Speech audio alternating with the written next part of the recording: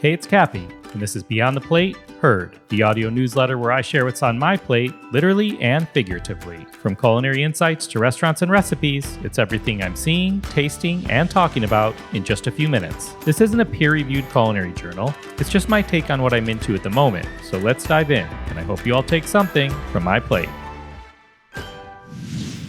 All right, everyone, this is a good episode. I promise you there is some good stuff in here. And we are starting with an ingredient or product today. I know we usually start with a restaurant, but here we are. So first up is soy sauces. Yes, plural, not singular. I have two craft soy sauces to share. One I have tried and one I just learned about. First is Chef Liv's soy sauce. Chef Liv Wu has founded 3 cooking schools, written 2 books, and worked for 18 years as a food journalist, restaurant critic, and blogger for newspapers and magazines. If the name sounds familiar, her son is the very talented Chicago chef Erling Wubauer of Maxwell's Trading, incredible restaurant. Liv makes a delicate version and a finishing version, and the bottle I have in my fridge is a finishing soy, and it's really great stuff. It's a little bit richer than a soy sauce, you're used to from an everyday grocer, and you just don't need to use that much of it because it's so delicate and clean and delicious. I kind of think of it as using regular salt versus finishing salt. Next is Heydo soy sauce. Heydo spelled Heydoh. I recently saw this on a post from a food writer that I enjoy named Kevin Pang. Heydo is a single origin soy sauce made with Taiwanese whole black soybeans, and each bottle can be traced back to a single farm, which I thought was pretty cool. All 3 founders are Taiwanese, 2 live in Taiwan, and 1 is in New York. And I think the one that lives in New York is Clarissa Wei, who is a journalist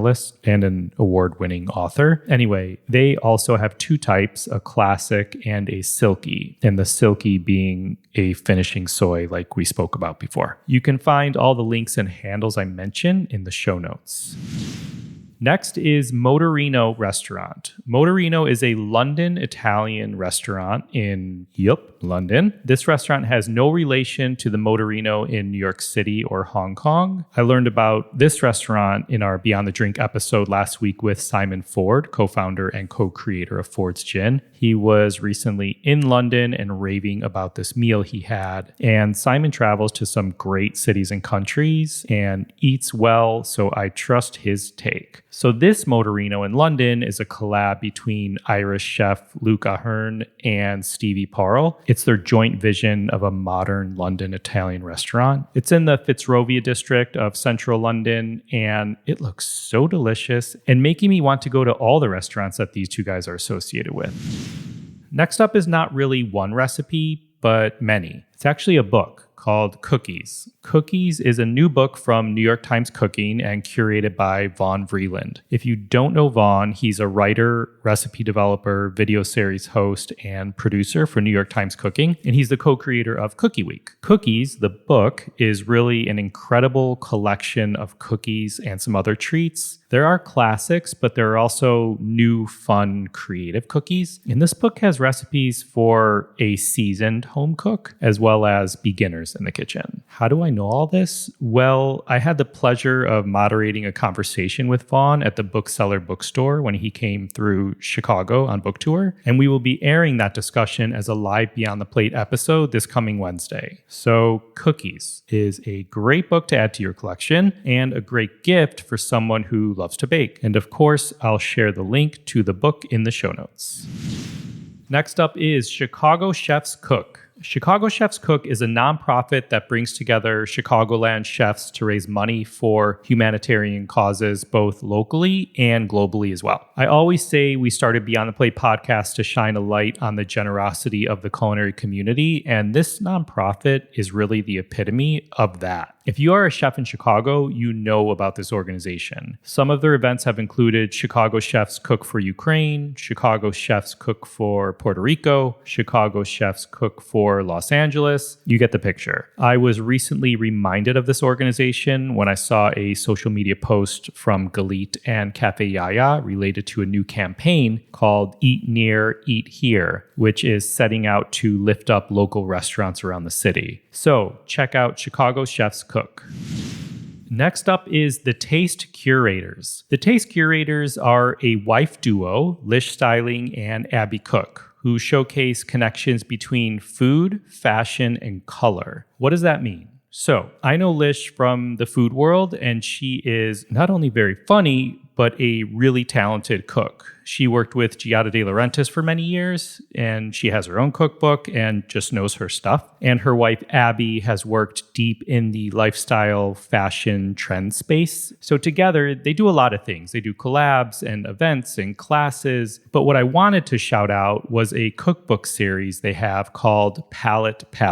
Get it? Like art palette and mouth palette. Basically, they combine their knowledge of food and design, more specifically colors. So one book is a purple cookbook, one is a red cookbook, one is yellow. You get it. And they're really beautiful books. I ordered them myself, and they're a great holiday gift for someone who is into food and fashion. And these aren't any recipes. Lish knows her stuff. So check out the Taste Curators and their cookbook series, Palette.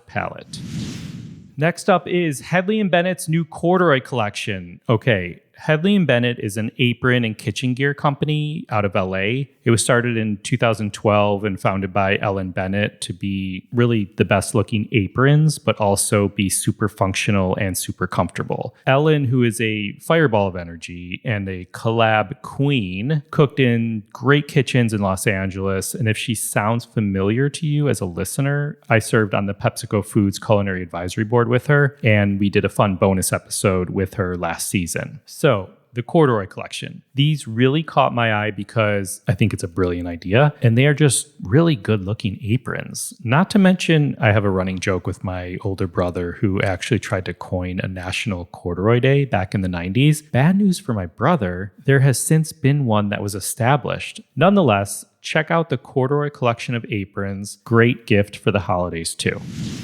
One last thing before I leave you. Sharpen your knives, people. Yes, I'm yelling at you. Thanksgiving is this week, and you don't want to get caught with dull knives. There's nothing worse in the kitchen, and it's actually easier to cut yourself with a dull knife than a sharp knife, because the knife can slip off whatever you're cutting. An onion, celery, crispy turkey skin. Just sharpen them. Depending on how often you use them, sharpen them at least a couple times a year. You will be happier in the kitchen. So you can find the closest knife sharpening shop to you, or here's a little hot tip. Call a local shoe cobbler if you have one and ask if they sharpen knives. Many of them do, and they do a really good job. All right, happy holidays, and you're welcome.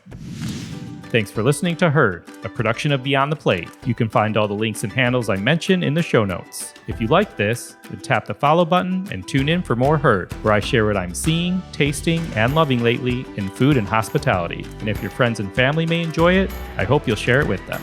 Until next time.